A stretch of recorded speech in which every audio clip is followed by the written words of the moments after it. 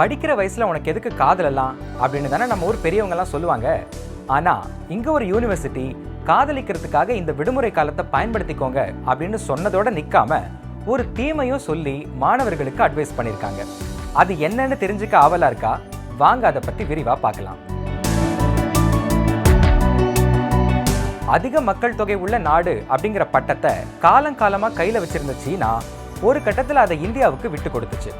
எப்ப அதை விட்டு கொடுத்துச்சோ அதுக்கப்புறமா கிட்டத்தட்ட 4 ஆண்டுகளா சீனாவால திரும்பவும் அந்த இடத்தை அடையவே முடியல.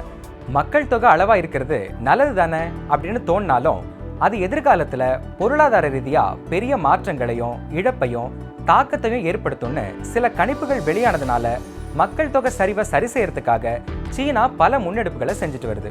அந்த வரிசையில தான் மக்கள் தொகை சரிவை சந்திக்க ஆரம்பிச்சதுல தொடங்கி மக்களுக்கு அரசாங்கமே பல சலுகைகளை கொடுக்க ஆரம்பிச்சது.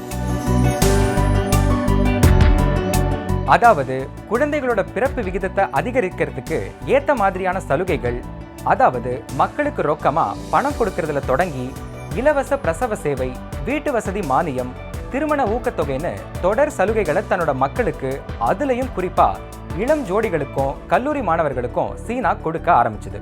அரசாங்கம் மட்டும் இல்ல, இந்த மாதிரியான விஷயங்களை சீனாவில் இருக்கக்கூடிய நிறுவனங்களுமே செயல்படுத்திட்டு தான் இருக்காங்க.